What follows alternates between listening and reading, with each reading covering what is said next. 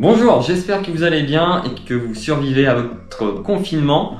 Aujourd'hui, pour changer de d'habitude, je ne vous propose pas une séance à l'extérieur en workout avec un entraînement cardio, renforcement musculaire. Là, on va vraiment se focaliser sur un entraînement, un geste technique. Vous avez le temps de le travailler chez vous directement, pas besoin de charge, juste un petit peu de matériel et d'un mur. Le travail du handstand push-up. Donc, 3 raisons pour lesquelles vous n'y arrivez pas. La première, ça peut être un manque de force qui ne vous permet pas de pousser sur les épaules et les bras. Deuxième raison plutôt, un manque de technique, comment envoyer les jambes au bon moment et à quel moment pousser et comment tenir l'équilibre. Troisième raison, mais ça on verra beaucoup plus tard, en tout cas pas dans ces vidéos, comment réussir à tenir l'équilibre et comment ne pas avoir peur d'avoir la tête en bas. Donc les deux premières parties, une première partie sur le renforcement musculaire, c'est celle qu'on va voir aujourd'hui, une deuxième partie qu'on fera dans une autre vidéo qui sera beaucoup plus technique. Donc je vous propose 2 séances de renforcement musculaire pour gagner en force au niveau de vos triceps, de vos épaules, de vos abdos. La première séance que vous pouvez faire en début de semaine par exemple se déroulera en 4 tours.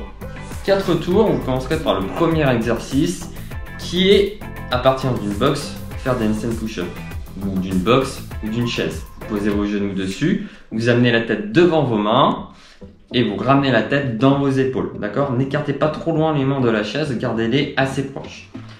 Vous pouvez compliquer la chose en partant jambes tendues, en amenant bien les hanches au-dessus des épaules. Deuxième mouvement, les dips que vous pouvez faire à partir d'un banc ou de 2 chaises. À partir d'une chaise, c'est beaucoup plus facile. Vous avez les mains derrière, vous focalisez beaucoup plus sur les bras que sur les épaules. Deuxième mouvement, vous pouvez vous servir de 2 chaises, contrôlez bien la descente et essayez d'être dynamique à la montée. Si ce mouvement est trop difficile pour vous, vous pouvez travailler seulement en excentrique, seulement sur la descente. Vous aurez en troisième mouvement des pompes, 8 à 10 répétitions. Faites en sorte que les pompes soient difficiles, n'hésitez pas à les faire sur les pieds si vous n'avez pas l'habitude. Par contre, gardez une belle amplitude, poitrine au sol, bras tendus en haut.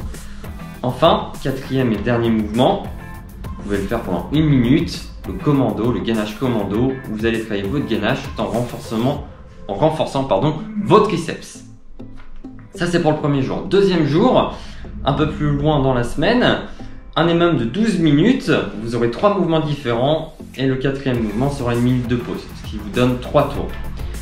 Donc un EMOM, 1 minute de travail. Là vous aurez 30 secondes de travail, 30 secondes de repos. Premier travail, poitrine face au mur. Vous allez chercher l'épaule opposée en essayant de garder la position, en essayant de rester stable. Là, vous allez renforcer vos épaules et vos bras. 30 secondes de pause. Deuxième mouvement, déficit HSPU. Là, vous allez vous mettre en position de handstand et contrôler la descente, seulement la descente. Une fois arrivé en bas, vous vous replacez et vous contrôlez la descente jusqu'en bas, jusqu'à poser la tête. Troisième mouvement, le wall sit. Vous partez allongé au sol. Vous montez jusqu'à vous retrouver en position de handstand, vous contrôlez la descente jusqu'à vous allonger au sol et vous recommencez ça pendant 30 secondes. Puis vous prenez 1 minute de pause. Très important de se renforcer avant d'essayer de faire du HSPU en keeping.